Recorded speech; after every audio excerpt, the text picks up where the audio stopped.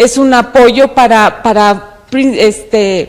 primeramente, pues poder transformar ya esas generaciones y crezcan familias sanas hoy en día, que bastante falta hacen hoy en día. Así es que pues yo agradezco de antemano su apoyo, también allá las mujeres de allá se los agradecen de antemano, y yo digo, bueno, viene de Estados Unidos, pero es gente latina, así es que bueno, juntos lo hacemos mejor, la verdad, lo hacemos mejor. Y pues muchas gracias, ya no quito su tiempo, muchas gracias, estamos para servirle, que Dios lo bendiga y lo mejor está por venir. Amén. Aquí estamos, gracias. Gracias, Marta.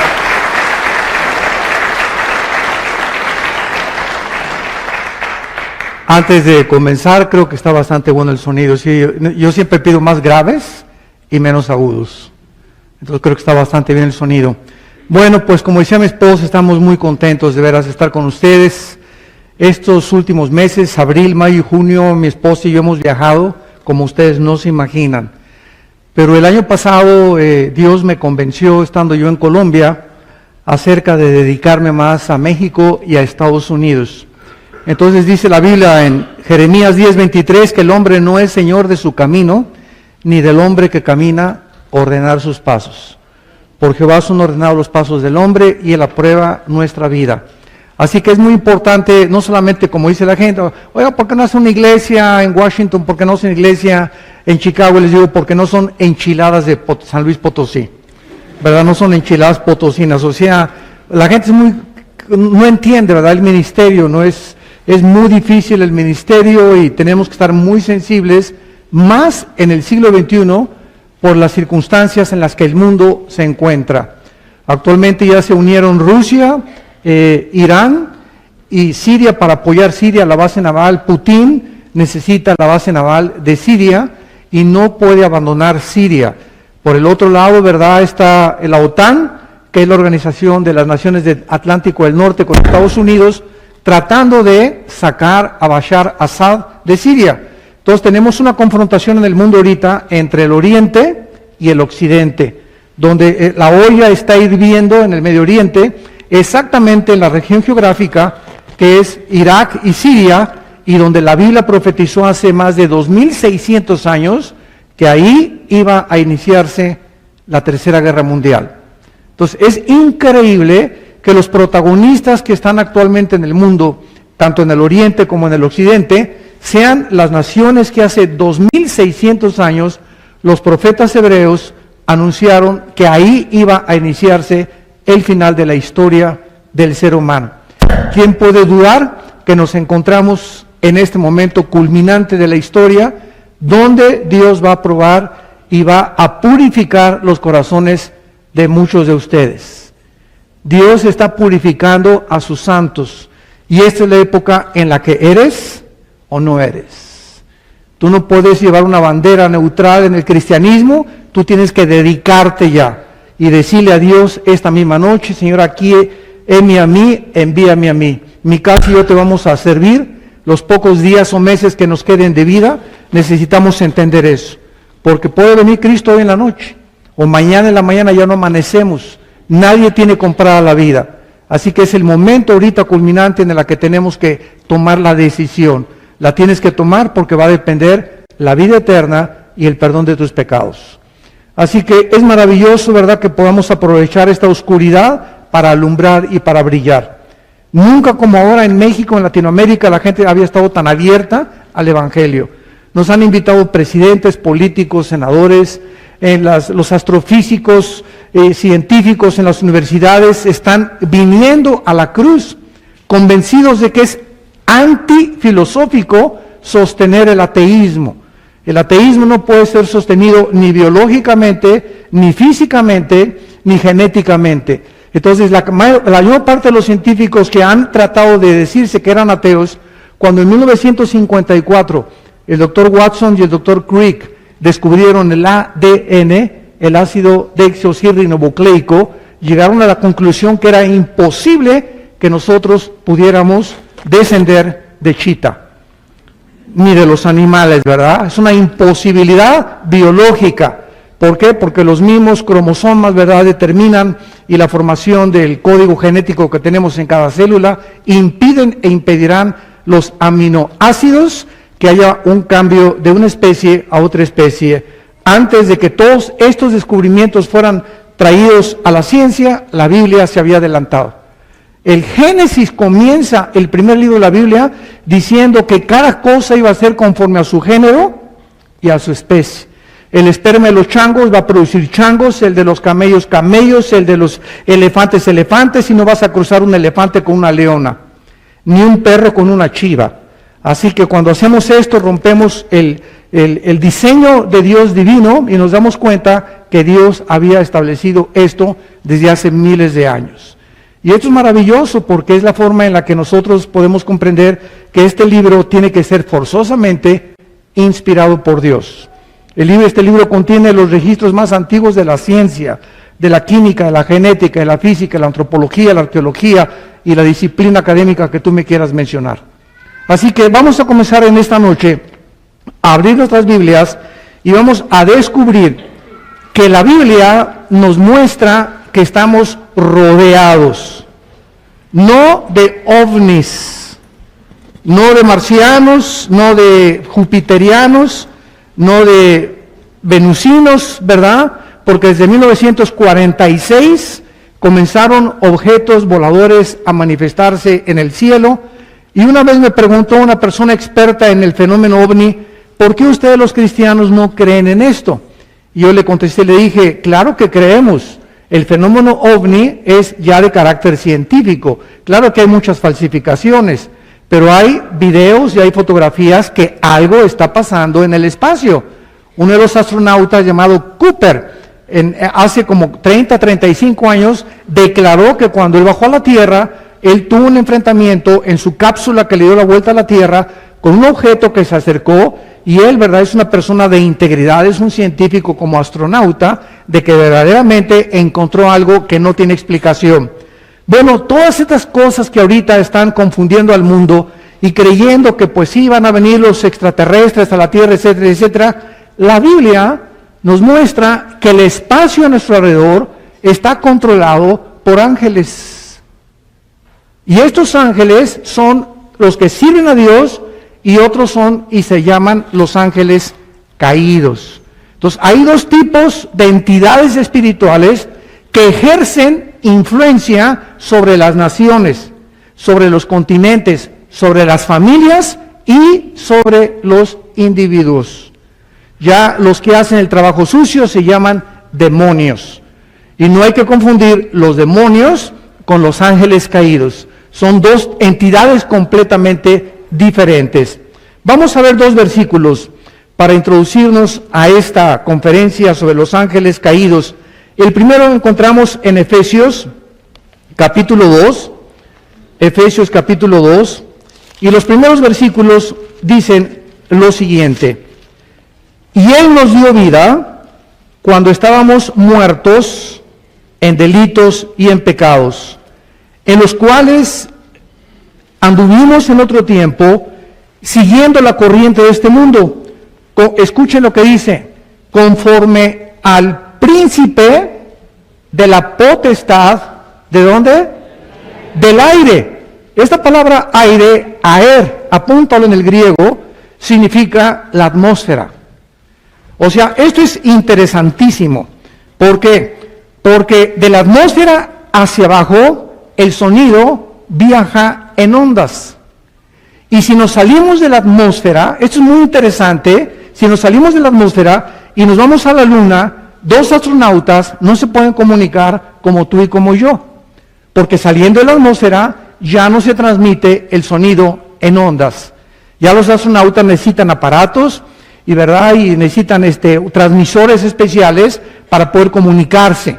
Sin embargo, lo único que viaja en el espacio son las ondas de la luz. La luz sí viaja en el espacio. Por eso se llaman los años luz, ¿verdad? Que vienen desde las estrellas que vemos en el espacio y que muchas veces no sabemos cuándo desapareció esa estrella, pero su luz nos sigue llegando porque la luz viaja.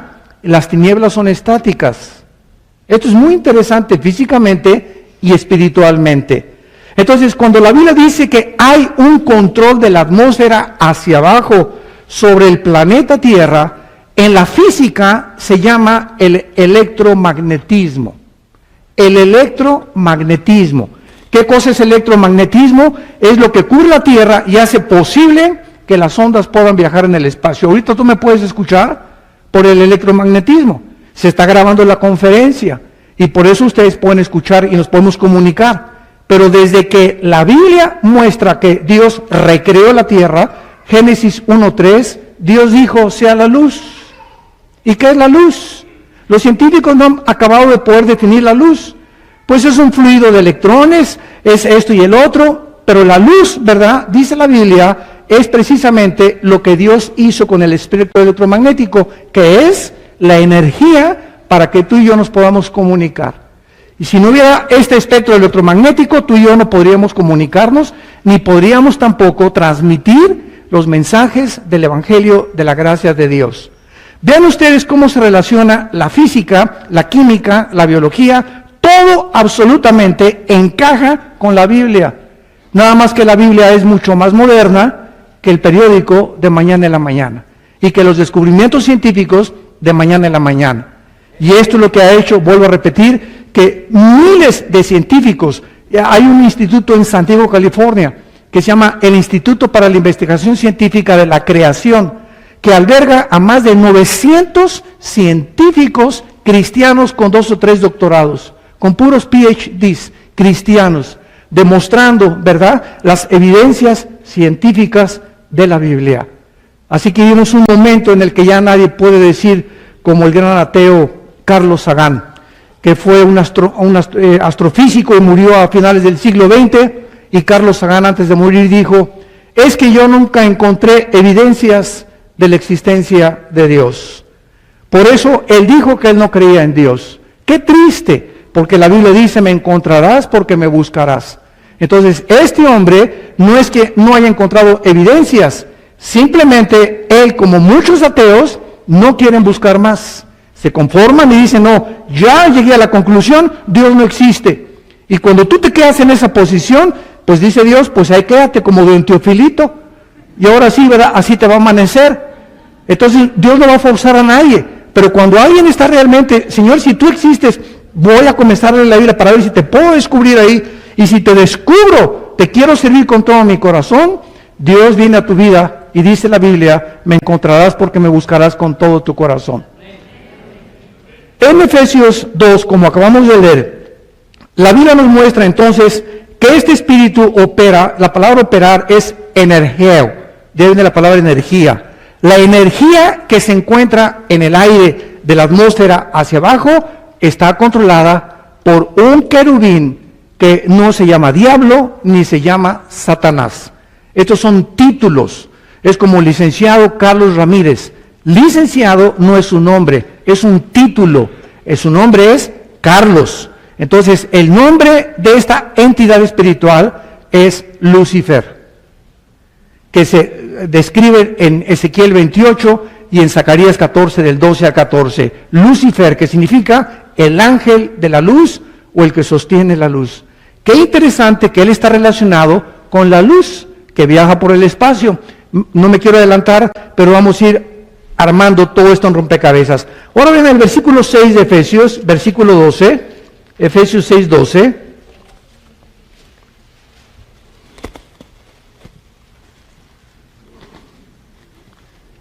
Porque no tenemos lucha entre nosotros.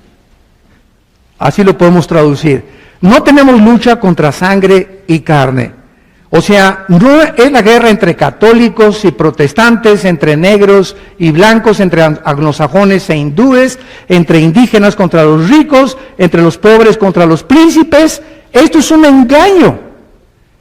Realmente el conflicto que existe en el ser humano, que te pone en contra de tu papá o de tu mamá, o que pone Venezuela contra otro país, o Cuba contra otro país, etcétera, etcétera, detrás de todo esto se encuentran entidades espirituales de maldad. No tienes lucha contra tu vecino que te pone la música a las 12 de la noche y te levantas y le tumbas la puerta y si no te voy a plomear si no le bajas el volumen.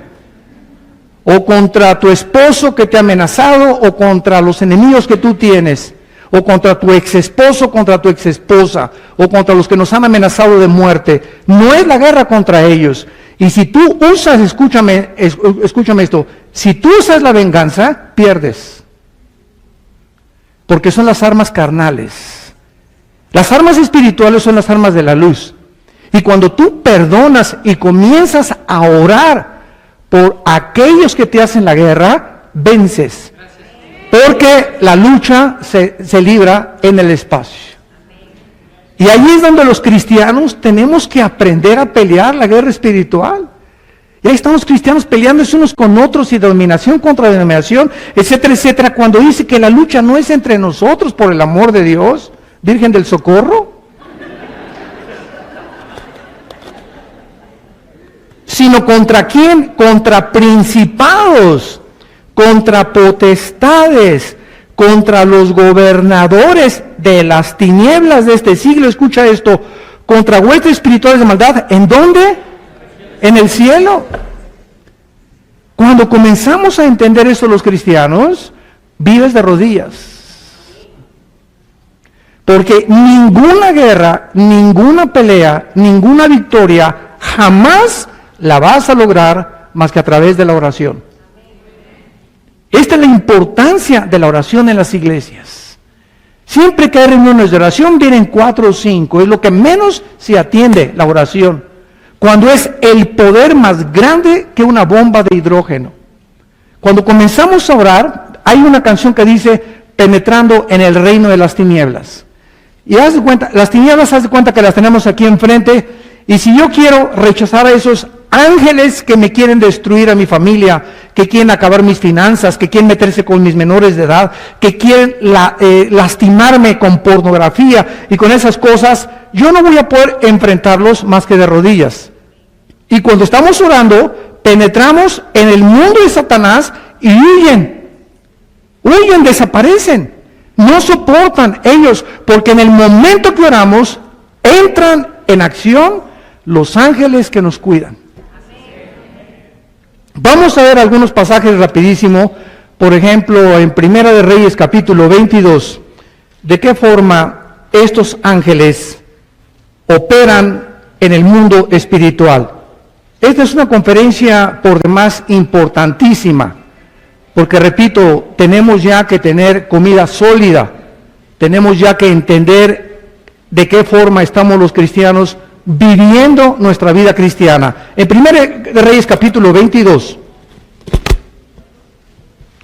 dice la Biblia en el versículo 20, que se nos corre una cortina y se nos permite ver una reunión en el cielo, donde vamos a descubrir de qué forma están organizados y cómo operan y cómo atacan estas entidades espirituales en la tierra.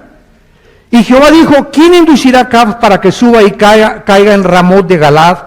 Y uno decía de una manera y otro decía de otra. O sea, Dios está en una reunión y ahí hay espíritus, hay ángeles caídos, están los ángeles de Dios, porque dicen Job que se presentan delante de Dios y le piden permiso. Ellos no nos pueden tocar, no pueden acercarse a mis hijos, no pueden acercarse a tu casa ni a mi casa, no pueden acercarse a nuestro matrimonio. No pueden tocar nuestras finanzas hasta que nosotros nos salimos de la protección divina. El momento en que tú te sales de la protección de Dios y hay pecado en tu vida y mantienes este pecado en tu vida, Dios se echa para atrás y dice, yo no tengo nada que ver contigo. Se te vienen como abejas africanas, porque vienen a matar, a robar y a destruirnos. Y esa es la responsabilidad que nosotros tenemos de ser los cuidadores, los vigilantes de nuestra casa, nuestro matrimonio y de nuestros hijos. Y salió un espíritu, versículo 21, vean ustedes, salió un espíritu y se puso delante de Jehová. Y dijo, yo le induciré. Y Jehová le dijo, ¿de qué manera? Él dijo, yo saldré y seré espíritu de mentira en boca de sus profetas. Y él dijo, le inducirás y aún lo conseguirás. Ve pues y hazlo así. Ahora, he aquí Jehová ha puesto espíritu de mentira en la boca de todos los profetas, y Jehová ha decretado el mal acerca de ti. Y vemos más adelante que este rey que quiso levantarse contra Dios salió protegido para una armadura, para que nadie lo pudiera matar en la guerra. Sin embargo, como la guerra es espiritual y no es con ejército, ni tampoco con caballos, porque no hay inteligencia ni sabiduría contra Dios, Dios mandó y permitió que este espíritu que se ha rebelado contra Dios pudiera quitarle la vida. Veamos otro ejemplo en Josué capítulo 5. Josué se encuentra a punto, Josué capítulo 5, de entrar a Jericó, la tierra prometida, la tierra de Canaán. 7 ciudades cananitas tenían que ser conquistadas por el ejército de Dios.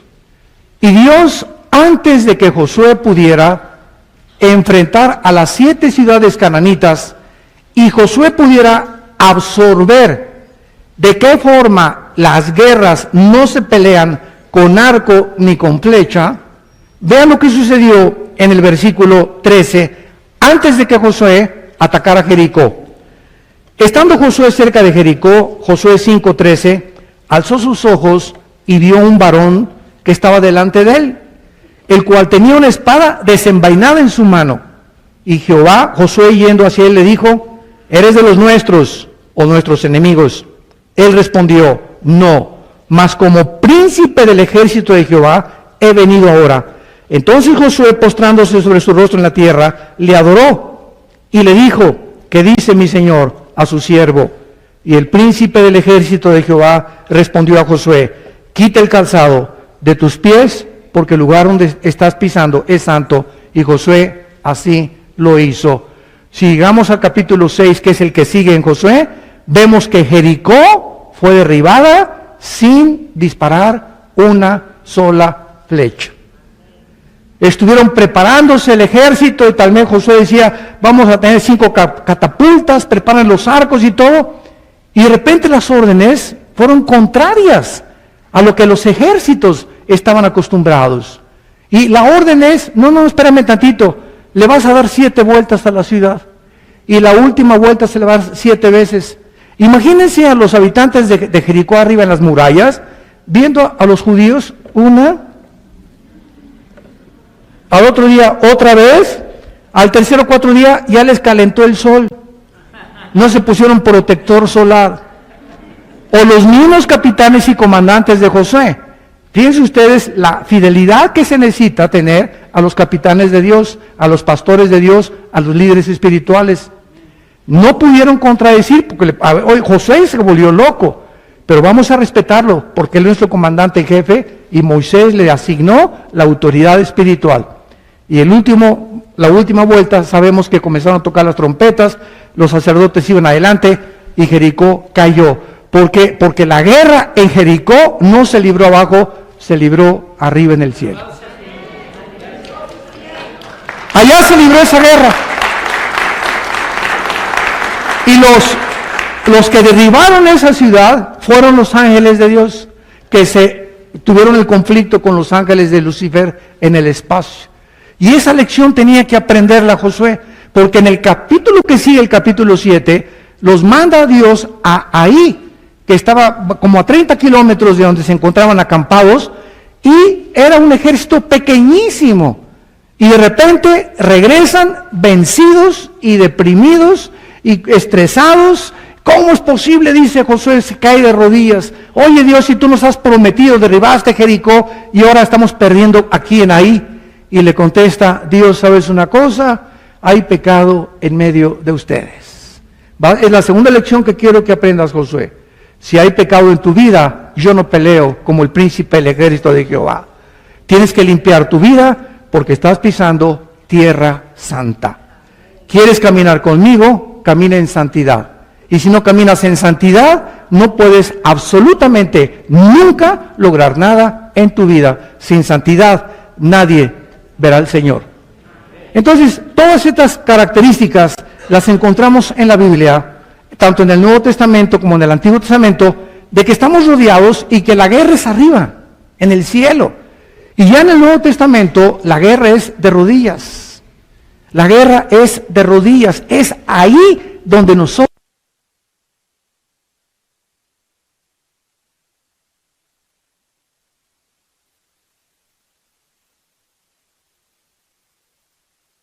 mucho mejor lo que no hemos encontrado en otras partes de la palabra de Dios. Muy bien, ahora veamos a 1 Corintios capítulo 15, 1 Corintios 15,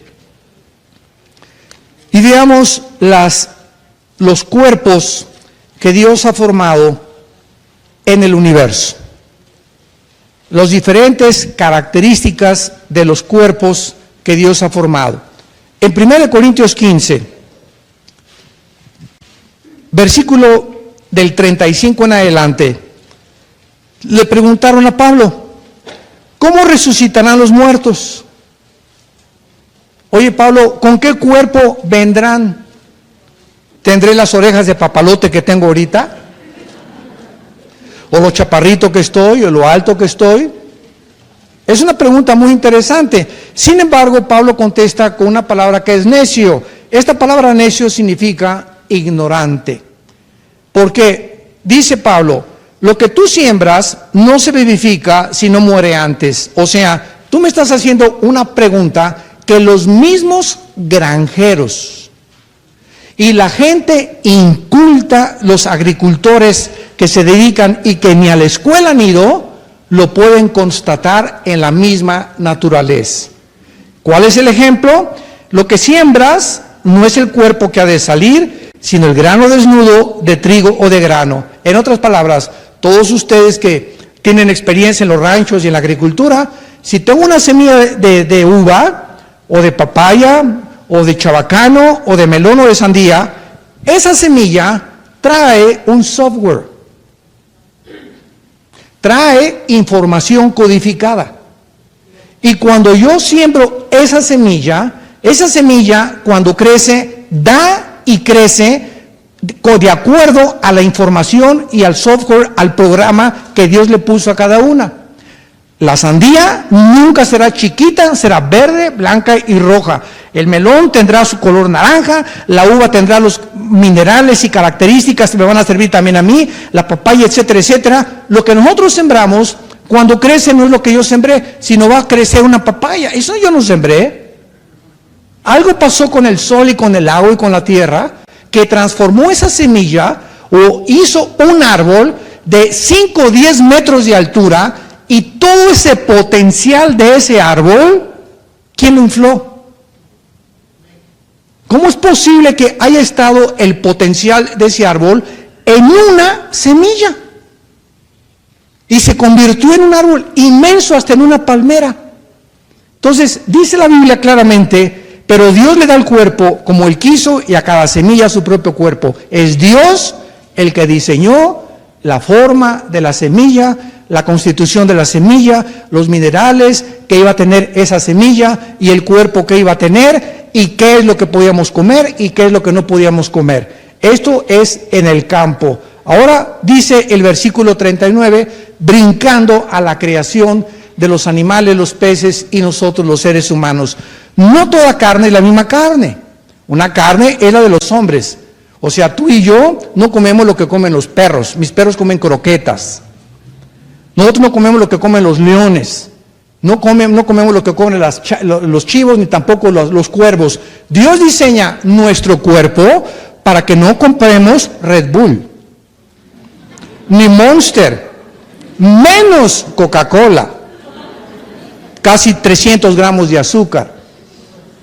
Y todo lo que encontramos ahorita en la industria alimenticia son puras cosas químicas. Entonces mi cuerpo no fue diseñado para el Red Bull, el Monster, la Coca-Cola, etcétera, etcétera, porque mis riñones, mi hígado, mi vesícula biliar, mis pulmones, mi sangre lo rechazan. Entonces tú te tomas una Coca-Cola y todo ese azúcar, ¿a dónde se te va? A los riñones. ¿Y qué es lo que sucede? Porque no lo eliminas. Tendrías que correr 20 kilómetros, por lo menos, para eliminar la mitad de la Coca-Cola. Entonces, se te van los riñones y ¿sabes lo que pasa? Eres una persona intoxicada. Y comienzas, ay, pues me duermo cuando leo la Biblia, hermano. Y me siento tan cansado. Oye, tienes 30, 40, 50 años y pareces de 70 o de 80 años, no manches. Qué triste, ¿verdad?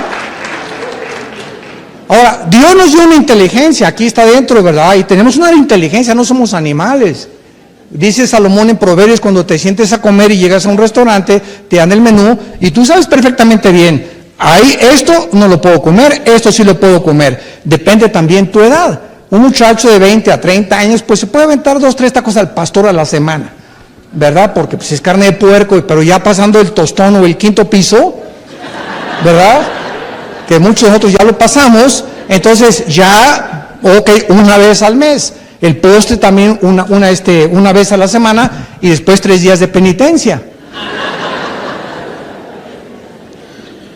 Si nosotros no respetamos las leyes de la comida, escuchen esto, y no cuidamos nuestros cuerpos, Dios no se hace responsable de nuestras enfermedades. Y por eso lo que más llena ahorita es una campaña de sanidad. Cuando hay campaña de sanidad van todos, porque el que no está enfermo de los juanetes, le duele el dedo gordo, ¿quién no le duele algo? Y se anuncia que Dios sana a todo el mundo, ¿verdad? Eso es la mentira más grande que existe. No es ni el 2% de las personas de una campaña de sanidad, las demás son falsificaciones. Yo cuando viene un gordo, por ejemplo, y me dice que ore por él, le digo, póngase a dieta primero. Y cuando baje 5 kilos, su hipertensión, su problema del corazón, hermano, don Pancho, y todo lo que ronca en la noche como tractor en segunda, es por el exceso de grasa que usted tiene. Oye, hermano, sáqueme el espíritu de retortijón que tengo aquí. Por el amor de Dios. Qué triste, ¿verdad? Que no aprendamos y que creamos que Dios es la varita mágica o la lámpara de Aladino. Señor, sáname, ¿sí? ¿Por qué no te pones a dieta primero? ¿Por qué no haces ejercicio? Entonces, nuestro cuerpo, ¿verdad?, está diseñado para las cosas que Dios diseñó, que son vegetales, ensaladas, muchísima fruta, y la fruta tiene que ser en ayunas, nunca después de la comida. Tú te tomas una manzana algo después de la comida, no te hace la digestión, porque aquí estás, ¿verdad?, en la olla aquí expresa, aquí abajo, y ya, entonces, y si no tienes información, métete a internet, y pregúntale ahí en Google, ¿verdad? Te contesta todo, aquí es poco come la fruta, etcétera, etcétera. No tenemos ya ninguna justificación para no tener salud y no cuidar nuestros cuerpos. Entonces, la carne de los seres humanos fue diseñada y hay que buscar qué mantiene mi cuerpo. 2 litros de agua diarios, ejercicio, vegetales, muchas ensaladas, cuidarme, dormirme sin estrés, bla, bla, bla, bla, bla. ¿Por qué? Porque así diseñó mi cuerpo y yo soy responsable de mantener mi cuerpo. Número 2, otra carne es la de las bestias. Los leones, las panteras, las hienas, los osos tienen otros colmillos, otras garras para otro diseño, ¿verdad?, en la cual Dios los diseñó. Otra es la de los peces. Los peces no tienen el sistema branquial que tenemos nosotros. El mundo de los peces es debajo del agua. Si yo me quiero meter debajo del agua, no voy a funcionar, porque Dios no me creó para vivir debajo del agua, ni tampoco en la luna. Se quiere ir hasta de luna y miel a la luna, imagínense nada más. Está mejor Cancún 1000 veces que la luna. Y otra, la de las aves. Qué impresionante diseño de nuestro Creador. Un cuerpo para los seres humanos, un cuerpo para los animales, un cuerpo para los peces, un cuerpo para las aves. Las aves tienen un sistema de alas y un esqueleto impresionante para poder viajar, poder pasearse ahí en el cielo, etcétera, etcétera, cosa que nunca nosotros vamos a poder imitar. Muy bien, ahora, si estos cuerpos aquí abajo en la tierra, Dios lo diseñó, versículo 40, pero también hay cuerpos celestiales. Los cuerpos de los ángeles son diferentes a los de nosotros porque nosotros vivimos en 4 dimensiones: alto, bajo, ancho, y Alberto Einstein descubrió la 4ª dimensión, que es el tiempo.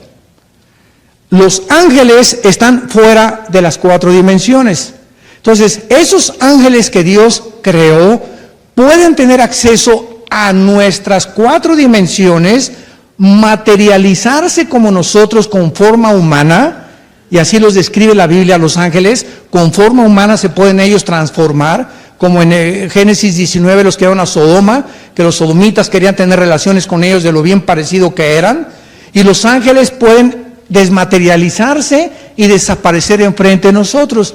Nosotros no tenemos esas características porque vivimos en un mundo controlado por leyes físicas como la gravitación. ¿Qué es la gravitación? Si yo camino ahorita por acá y hago esto, me caigo. ¿Por qué? Porque el centro de la gravedad de la Tierra me atrae. Entonces son leyes, ¿verdad?, inexorables. Pero cuando Cristo resucitó, ascendió y venció la ley de la gravitación, porque Cristo, ya resucitado, adquirió las características de los cuerpos que tienen los ángeles.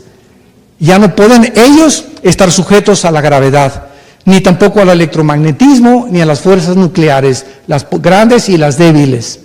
Entonces, esto es importantísimo que lo conozcamos para que sepamos cómo estamos actuando y cómo podemos nosotros luchar contra ellos, contra los que nos quieren lastimar.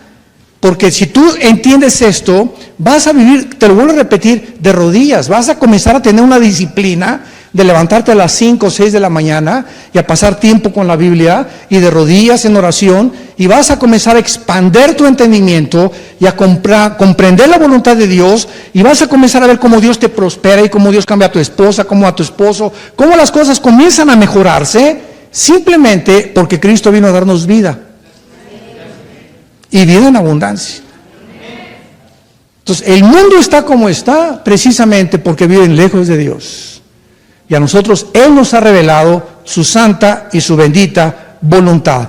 Hay cuerpos celestiales y hay cuerpos terrenales. Una es la gloria de los celestiales y otra la de los terrenales. Cuando Cristo muere en la cruz, no tenía absolutamente ninguna gota de sangre. Dios diseñó tu cuerpo y mi cuerpo, y antes que se descubriera la circulación de la sangre, la Biblia ya en el libro de Levítico había establecido que la vida de la carne se encuentra en la sangre. Qué increíble es esto. ¿Por qué? Porque es la sangre la que determina y la que circula y me lleva los minerales y todas las vitaminas, y es la que mantiene activo mi cuerpo. Tenemos como 3 o 4 litros de sangre más o menos cada ser humano. Cuando Cristo muere, muere sin sangre. Lo entierran, y cuando Él resucita, resucita con el cuerpo extradimensional, si lo quieres apuntar. Un cuerpo diferente al tuyo y al mío, que es el que vamos a tener cuando venga el arrebatamiento de la iglesia y seamos transformados como Él es. Entonces, Cristo resucita y ya no tiene sangre. Número 2, cuando Cristo resucita, atraviesa las paredes, que es la característica que tienen los ángeles también. Y estaban juntados, ¿se acuerdan todos los discípulos? Y se acercó Cristo, que estaban todos llenos de miedo, y lo primero que hizo fue a Tommy Boy, come here. Ven para acá, Tomasito. A ver qué estabas diciendo, muchachito, que hasta que no pongas tus manos en mis manos y no toques mi costado, no vas a creer. Y entonces Cristo le dice a Tomás, mete tu mano en mi mano. Tomás pone su mano en la mano de Cristo, y lo interesante de esto es que no la atraviesa.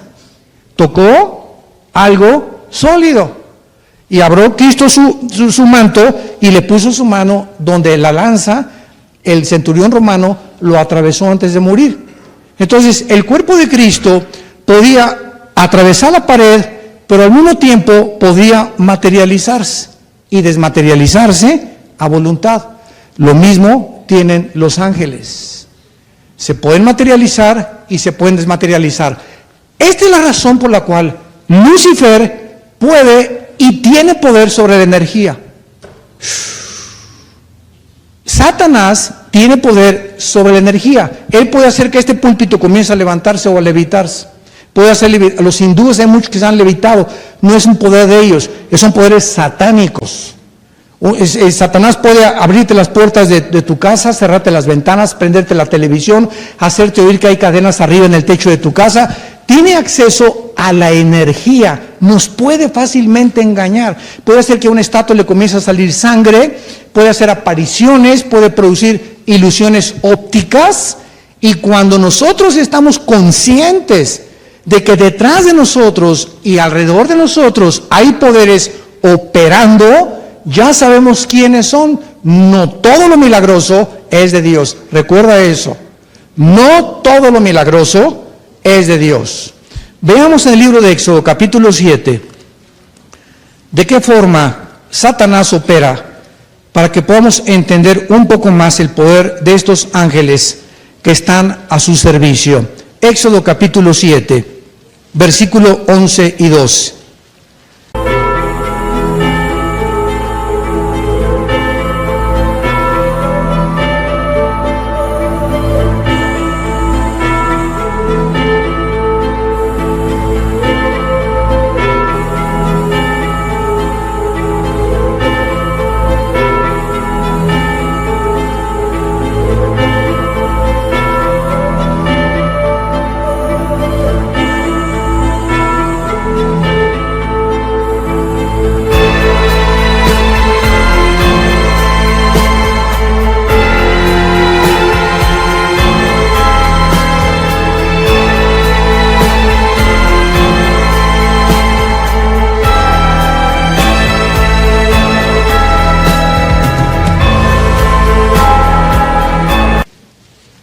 Entonces llamó también Faraón sabios y hechiceros. Éxodo 7:11.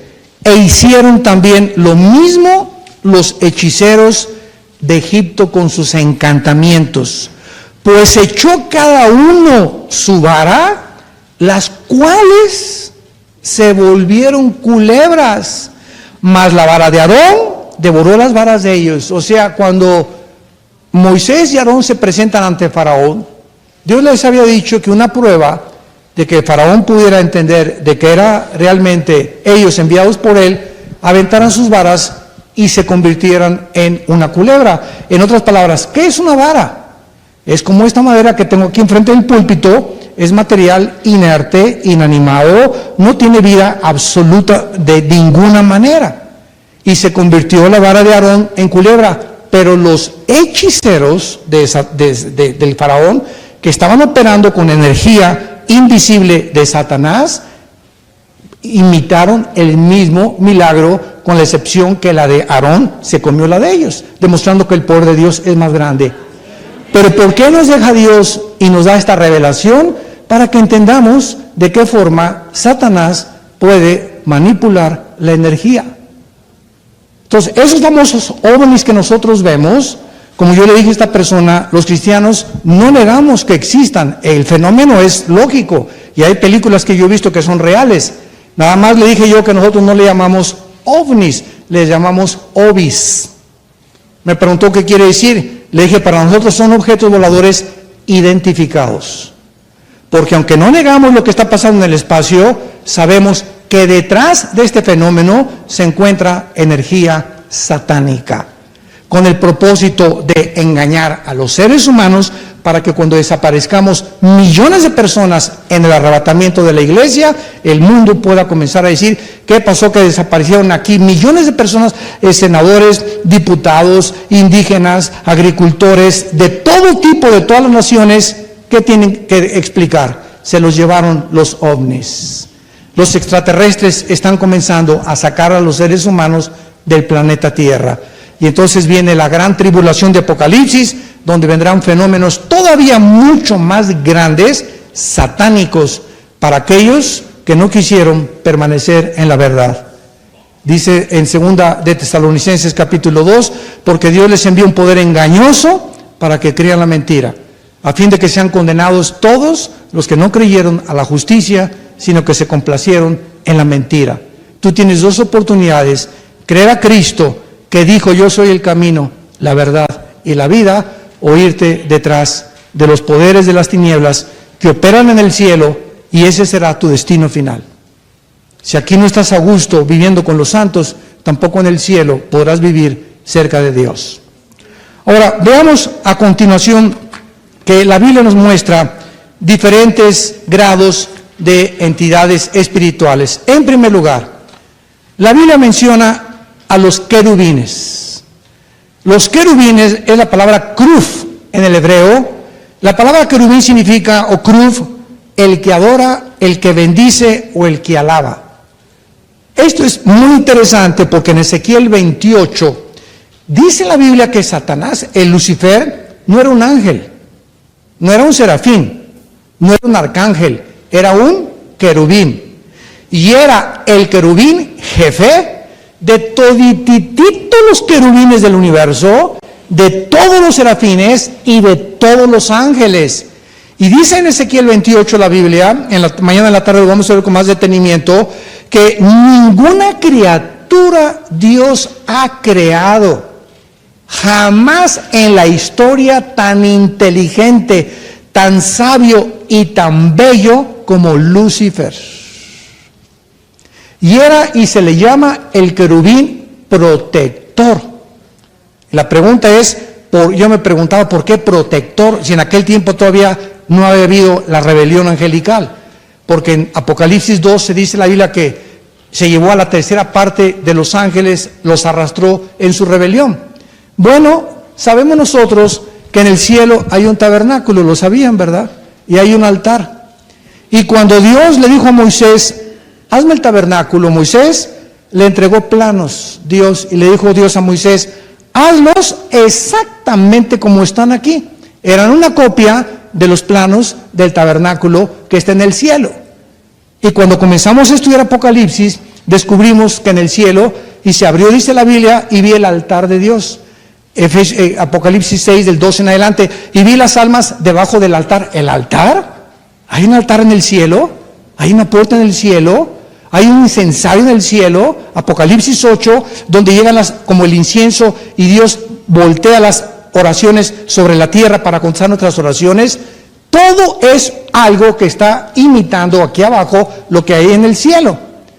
Entonces, Satanás cubría el altar de Dios antes de que hubiera rebelión. Y la pregunta es, ¿por qué?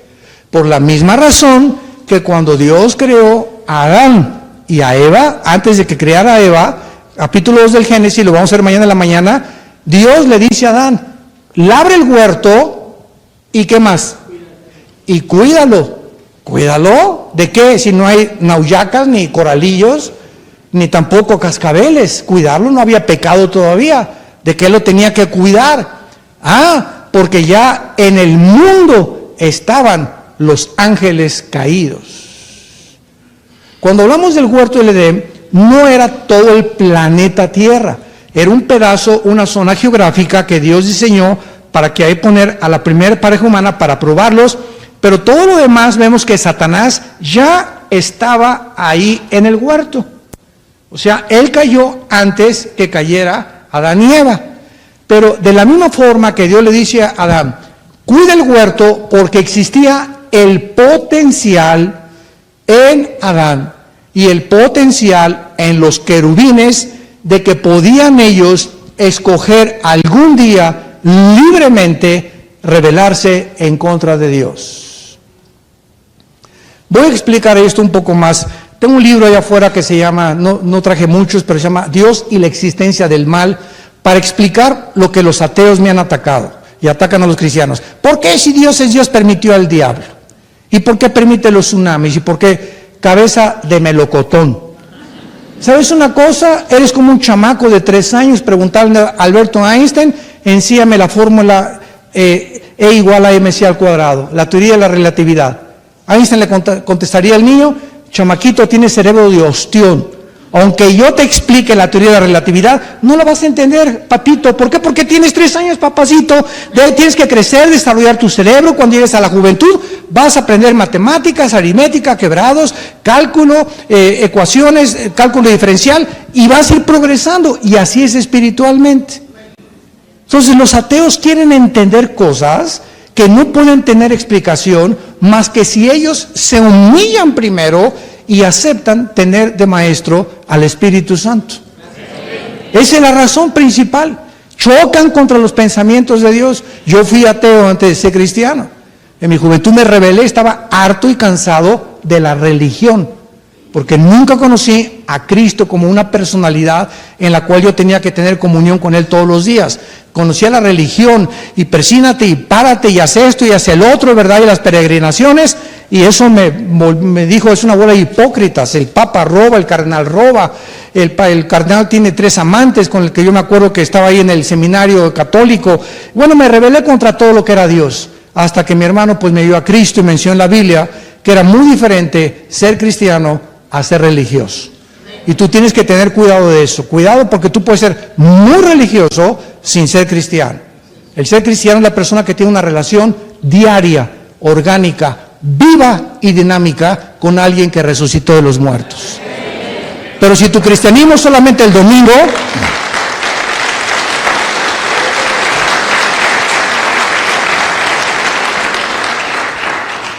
si tú crees que ser cristiano es solamente venir aquí a persinarte, cumplir con algo, y de lunes a viernes te portas como el hijo del anticristo, eres un religioso. Entonces, el hecho que tu papá sea pastor, o el hecho que tu tía sea la monjita, o el hecho que tu tío sea el arzobispo, etcétera, etcétera, no te hace cristiano. Dios no tiene nietos, tiene hijos e hijas.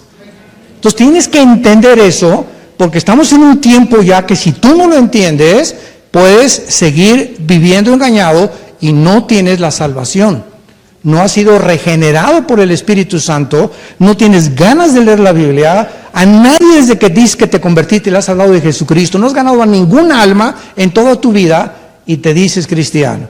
Tenemos que tener mucho cuidado con eso. Entonces, los querubines tenían el potencial de rebelarse igual que todas las criaturas que Dios ha creado con Dios. Yo siempre les he tratado de explicar esto con un libro que escribió hace muchos años Agustín de Hipona, un gran santo en el siglo II, III de la era cristiana. Agustín propone la siguiente tesis: Dios tuvo 3 opciones al crear el universo. Número 1, no crear nada. Tan sencillo como es, no crear nada. El Padre, el Hijo y el Espíritu Santo no tenían necesidad de crear nada, porque no lo necesitan. Es Dios, son perfectos. Número 2, Dios pudo haber creado un universo donde no hubiera pecado, donde no hubiera maldad, puro Disneylandia y Reino Ventura. Y número 3, la Biblia nos dice que en su infinita sabiduría y en la profundidad de sus pensamientos, Él optó por una tercera opción: crear entidades espirituales y criaturas que tuvieran el acceso y la libertad a Él voluntariamente. Si tú me dices, bueno, si hubiera sido Dios, si hubiera escogido la primera opción, ya, ¿para qué nada? Mejor no hubiera creado nada. Bueno, filosóficamente no se puede comparar la nada con lo algo, porque tú no puedes demostrar que la nada es mucho mejor que lo algo. Número 2, si tú hubieras escogido la segunda opción, hubiéramos sido un universo de robots. Nos hubiera dado cuerda a Dios y no hubiera habido nunca una rebelión y nadie se hubiera rebelado jamás. Y número 3, a Dios le agradó que las criaturas que Él creara pudiéramos escoger. Somos agentes morales responsables.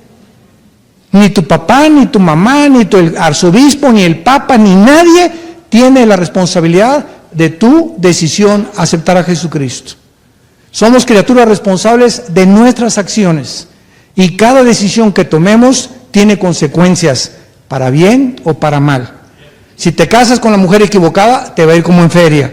Si te casas con el hombre equivocado, te va a ir como en feria. Si compras una casa que no viste a comprar, te vas a arrepentir. Si compras un coche que no necesitabas, te vas a arrepentir. Todas las cosas que nos produzcan arrepentimiento o lamento es porque no las hicimos en la sabiduría de Dios. Entonces Dios quiere dirigirnos, Dios no quiere que nos equivoquemos tanto en la vida. Todos cometemos errores, claro que los cometemos, pero ya siendo cristiano, Dios quiere que sean cada día menos y menos y menos, porque está de por medio nuestra propia felicidad y la de nuestros hijos y nietos también. En segundo lugar, Dios creó los serafines. Los serafines, la palabra sarap en el hebreo, y aparecen en Isaías capítulo 6, significa los que arden, los que están consumidos o como un fuego. La palabra más adecuada es que son criaturas ardientemente apasionadas por la adoración a Dios. Por eso en Isaías dice, santo, santo, santo, los querubines día y noche alaban y levantan la santidad de Dios. Es una pasión de estas criaturas, y los serafines no tienen acceso a la tierra. Los querubines sí, porque en Génesis 3, ¿se acuerdan? Cuando Dios sacó a Adán y Eva del huerto del Edén, ¿a quién puso a cuidar el huerto? A 2 querubines, porque representan la santidad. En otras palabras, fuera el pecado. 2 criaturas imperfectas no pueden vivir en un mundo perfecto. El huerto del Edén era un mundo perfecto. Entonces ellos no podían vivir en un mundo perfecto siendo imperfectos. Los sacó de la perfección. Y entonces los querubines, que representan la santidad y tenían una espada, representan la justicia de Dios. ¿Qué significaba esto? Que para que el ser humano regresáramos a la comunión con Dios, al paraíso, a poder tener otra vez una relación con nuestro Creador, tenían que cumplirse 2 cosas importantes: la santidad de Dios y la justicia de Dios. Pero tú y yo somos pecadores. Entonces tú y yo no podíamos ser santos, por más que te dijeran San Martín de Porres o Santa Rita de Casi. No hay ningún ser humano que pudiera alcanzar la santidad, ni tampoco no hay justo, dice Romanos capítulo 10, no hay justo ni un solo ser humano. Ni Abraham, ni Isaac, ni Jacob, ni el Padre, ni el Dalai Lama, ni los sacerdotes, ni los papas. No hay nadie que haya nacido en el mundo que pueda decir, por mi justicia y mi santidad, ábranme, ahí te voy, Pedro, ábreme el cielo. Entonces, para que esto pudiera ser cumplido, Dios manda a su Hijo a morir en una cruz. Y Dios cumple con su vida, Cristo, la justicia de Dios. Al llegar a la cruz, Él tenía que llegar como el Cordero en el Antiguo Testamento. Cuando traían el corderito al sacrificio, el sacerdote, acuérdense, el sumo sacerdote, tenía que revisar que el sacrificio no tuviera defectos. Si tuviera cualquier defecto, no lo podían ofrecer, porque era un antitipo del tipo que sería Jesucristo, hecho más sublime que los cielos, perfecto en toda su humanidad. Entonces, al llegar a la cruz, Cristo tenía que Dios revisarlo para que su Hijo pudiera ser el apropiado para el sacrificio. Y para ello, nunca pudo Cristo haber pecado. Entonces, Dios acepta a su Hijo en la cruz como el sacrificio perfecto, ni tampoco nadie podía tener la santidad del Hijo de Dios. ¿Por qué? Porque en la cruz no podía morir un querubín, ni un ángel, ni el Papa, ni Abraham, ni Isaac, ni Jacob, porque el único que puede perdonarnos es Dios. Y en la cruz, ese hombre que moría tenía que ser humano y tenía que ser divino, porque solo Dios nos puede perdonar. Una vez un musulmán me dijo, oiga, ustedes los cristianos dicen que Cristo era Dios, ¿verdad? Y les contesto, claro que sí. Y me dice el musulmán, muy buena pregunta me hizo, ¿cómo es posible que ustedes digan que Cristo era Dios cuando Dios no puede morir? Porque ustedes dicen que Dios murió en la cruz. Le dije, mira, con todo respeto, Cristo era 100% humano y 100% divino. Él tenía que como humano vivir, comer, sufrir, tener sed, dormir, ser tentado igual a nosotros. Pero al mismo tiempo, Él era divino, nunca pecó, era el Hijo eterno de Dios. Entonces, en la cruz le contesté a este musulmán, no murió Dios, murió Jesús, hombre. Y dice Romanos 8, 3 y 4, que fue sobre su cuerpo, no sobre su espíritu, sobre el cuerpo, porque el cuerpo es el vehículo donde opera el pecado. Es nuestro cuerpo el vehículo donde opera el pecado. Dice en Romanos 6, no reine pues el pecado en vuestros cuerpos mortales. Entonces, cuando muere Cristo, Él grita, en tus manos encomiendo mi espíritu. El espíritu sale de Cristo porque es santo y nunca pecó y se va al cielo, pero es sobre su cuerpo el pecado tuyo y mi pecado lo mata. Fue lo que produjo la muerte del Hijo de Dios, nuestros pecados. No fue la lanza, no fue el desangramiento, no fue la asfixia, fueron tus pecados y mis pecados. Y ahora que Él paga, el justo por los injustos, el santo por los pecadores, Dios nos dice que ya no hay nadie que pueda justificarse en Romanos capítulo 3 y decir, yo no tengo la culpa que Adán y Eva haya pecado y que hayamos heredado el pecado. No, te dice Dios, tú no tienes la culpa. Tu culpa es que no te quieres tomar la medicina. Entonces no te voy a condenar porque heredaste el pecado original. Te voy a condenar porque te ofrecí la medicina para que tú fueras sanado y tú la rechazaste. Esta es la condenación, que la luz vino al mundo, Juan capítulo 3, y los hombres amaron más las tinieblas que la luz, porque los hombres odian la luz y no quieren tener nada con la luz, porque sus obras no les permiten abandonar sus pecados. Y tú en esta noche, Dios te ofrece lo que nos ofreció hace 2000 años, el perdón de tu vida. Te ofrece que vengas a la cruz ahorita, en este momento, así como estás. Ni tú ni yo tenemos la garantía de amanecer. Tú y yo no tenemos la garantía de amanecer mañana, ni siquiera tal vez de llegar muchos a su casa ahorita. Un embolia, un ataque al corazón, un atropellamiento, un accidente. Nadie sabe, nuestra vida pende de un hilo. Y la Biblia dice, cuando oigas su voz, no te endurezcas. Y no es cuando tú quieres, sino cuando estés escuchando la voz a través de la Biblia. Porque mucha gente dice, bueno, mañana lo voy a pensar. Y la semana que entra lo voy a pensar. ¿Sabes una cosa? ¿Cómo sabes?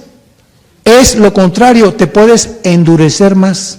Porque si cuando Dios te llama, no lo aceptas y te endureces, va a llegar el momento en que va a ser tu corazón como ese callo que se forma cuando agarro un martillo y comienzo a golpear, agarro una aguja y atravieso el callo, y el callo no tiene sensibilidad nerviosa, ¿verdad? No siento la aguja por el callo.